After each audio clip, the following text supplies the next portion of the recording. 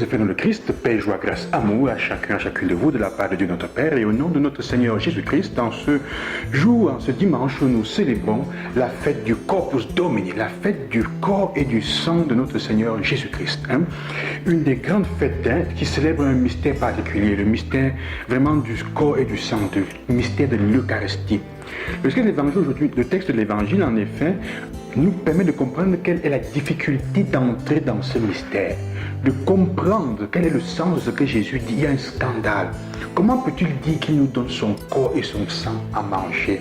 Et en disant cela, il nous dit, quand vous mangez du pain et du vin, comme il dira à l'institution de l'Eucharistie, en fait, vous mangez mon corps et mon sang. Ce qui est intéressant, c'est que Jésus, quand il dit, qui ne mange pas mon corps et ne boit pas mon sang, n'a pas la vie éternelle. Et qui mange mon corps et boit mon sang demeure en moi. Demeure en moi. Alors, il y a trois choses que nous pouvons comprendre avec cette Eucharistie. Il y a trois choses. La première d'abord, c'est que l'Eucharistie, en effet, avec l'Eucharistie, Jésus veut quoi? Jésus veut que nous donnions nous-mêmes aux autres. Jésus nous fait comprendre l'importance du don de soi. Il a versé son sang une fois pour toutes, et comme tel, il n'y a aucun sacrifice qui soit plus grand encore, parce que c'est volontairement.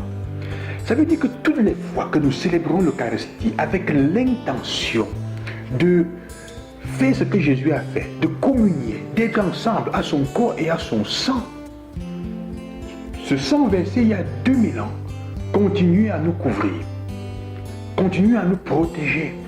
C'est pour ça que quand vous demandez les messes, sœurs et frères, participez à ces Eucharisties. Allez-y autant que possible. Si ce n'est pas possible d'y être physiquement, demandez au moment où le prêtre célèbre cette Eucharistie de vous unir pour que vous puissiez vous unir spirituellement à ce moment. Pour entrer, pour être couvert, pour être prêt dans la célébration, dans ce moment du sacrifice. Parce qu'on reproduit symboliquement le sacrifice du Christ qu'il y a eu il y a 2000 ans, qui ne peut plus être reproduit de façon crue. Mais quand tu communies au corps et au sang du Christ, tu acceptes aussi que ce corps et ce sang puissent devenir toi-même, puissent entrer dans ton être, dans ta dimension spirituelle, pour te couvrir.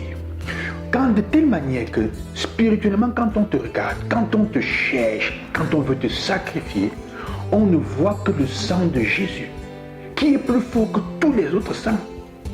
On ne peut pas te toucher, c'est pour ça qu'il faut faire attention. C'est pour ça que malheureusement, ceux et celles qui ne sont pas capables de communier, qui sont exclus de la communion, ont toujours on peut dire comment, une limite quelque part. Ils ont une limite, ils et elles ont une limite quelque part. La communion au corps et au sang de Christ est fondamentale. Pourquoi? Pour cela. La seconde chose, c'est que Jésus, donc, à travers cela, nous invite à être unis à lui, profondément. Il veut que nous donnions aux autres les uns les autres, mais il nous invite à être unis à lui. Ceux qui mangent mon corps et boivent mon sang demeurent en moi. Comme le Père est en moi et l'Esprit Saint est en moi, eux aussi ils demeurent en moi. C'est le corps et le sang du Christ qui font de nous, qui nous rendent participants, qui nous font devenir une seule chair avec le Christ. La troisième chose, c'est que il veut que nous soyons unis, que nous unissions nos faiblesses et nos souffrances au ciel. C'est ça le sens de l'Eucharistie.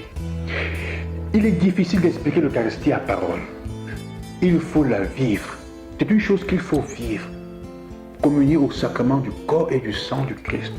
C'est accepter par là même aussi d'être transformés nous-mêmes et de devenir une seule chose avec lui pour être spirituellement davantage fort, comme je disais.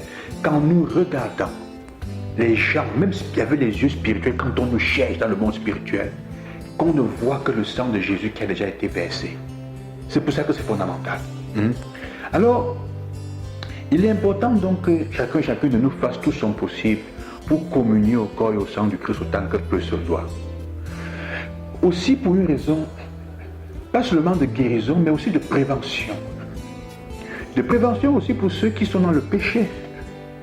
Pour qu'en communiant au corps et au sang du Christ, ça leur donne la grâce et le courage de se convertir, de changer pour se conformer et être digne de ce qu'ils ou elles consomment, mangent et boivent. C'est un grand mystère. C'est Jésus lui-même qui se donne. Dieu qui accepte de choisir une forme sous laquelle se rendre présent au milieu de nous chaque jour. Ce n'est pas une petite chose.